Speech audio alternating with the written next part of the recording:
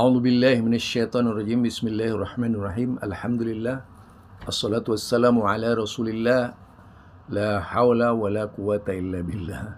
Kembali lagi bersama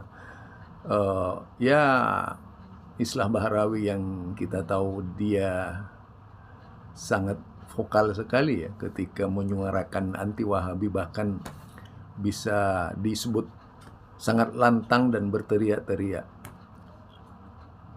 untuk memposisikan bahwa pendapatnya itu adalah sebuah kebenaran. Tapi justru makin menunjukkan kelemahannya Islah Bahrawi. Karena kemudian Islam itu diukur berdasarkan paradigma daerah. Kalau Arab, ya paradigma Arab. Ini salah besar ini. Tapi mari kita dengar dulu apa yang disampaikan oleh Islah Bahrawi, biar kita tahu dengan jelas apa sebenarnya kemauan Islah Bahrawi. Assalamualaikum warahmatullahi wabarakatuh. Kali ini saya lagi-lagi tidak mau ngomongin politik dulu. Biarlah prosedur secara normal. Juga budaya-budaya yang ada di India. Budaya adalah bagian pelengkap dari bagaimana manusia menjalankan agamanya, menjadi pendukung dari bagaimana manusia menjalankan keyakinan-keyakinan dan keimanannya. Jadi nggak perlu diprotes hal-hal yang kayak gini. Yang kalau mau diprotes oleh ustadz-ustadz Wahabi Salafi yang ada di Indonesia ini, justru Miss Universe yang dilakukan oleh Arab Saudi. Kita sih sebenarnya nggak peduli dengan Miss Universe.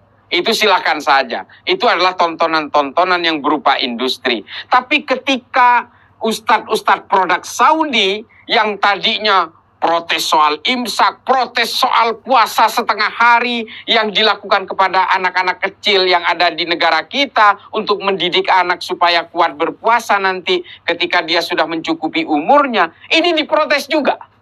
Musik juga diharamkan. Haram sana, haram sini. Tapi di mana mereka mendapatkan?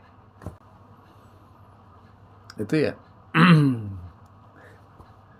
Apa yang dikatakan oleh Islah Bahrawi ini sebenarnya menunjukkan kelemahan Islah Bahrawi.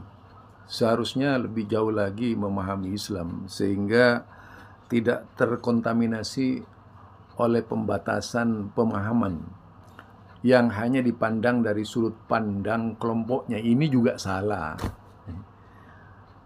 Misalnya menyebut tentang imsak, menyebut tentang musik, menyebut tentang budaya, dan macam-macam yang sebenarnya itu menurut saya bagian dari referensi yang tidak benar ya, karena menggunakan referensi tidak pada tempatnya. Padahal kalau mau berbicara soal musik misalnya, itu kan perlu dilihat kitab-kitab Madzhabul Arba, bukan Wahabi. Ya, kalau dilihat dari kacamata Wahabi misalnya ada perubahan, itu masih teringat dengan perkataan Rasulullah. Apakah jika engkau mati kalian akan murtad? Misalnya apakah ketika Arab Saudi itu berubah kalian akan murtad? Ini sama dengan ucapan Rasulullah. Apakah ketika aku sudah meninggal kalian akan meninggalkan agama Islam? Ini salah besar Islah Bahrawi dalam memahami agama. Seolah-olah agama itu punyanya Arab, sebagaimana pola pengembangan pemikiran yang terjadi di Nahdliyin bahwa Islam itu identik dengan NU. Ini salah besar ya. Padahal kalau kita mau berbicara Islam, itu pasti angkat dalil. Tadi soal imsak misalnya ya, itu kan pembicaraan ulama masa lalu juga. Apakah memang termasuk pada batas puasa atau tidak? Saya kira tidak terlalu kaya referensi ini orang. Bahkan sering ngawur di dalam menyampaikan pendapatnya ya. Tidak merujuk kepada kitab-kitab yang biasa dipakai oleh kelompoknya sendiri. Padahal di dalam mazhab Imam Syafi'i sendiri itu diperdebatkan masalah imsak. Di kalangan Syafi'iyah, Malikiyah juga diperdebatkan masalah imsak. Di kalangan Hambaliyah diperdebatkan masalah imsak. Di kalangan Hanafiyah diperdebatkan masalah imsak. Apalagi masalah musik.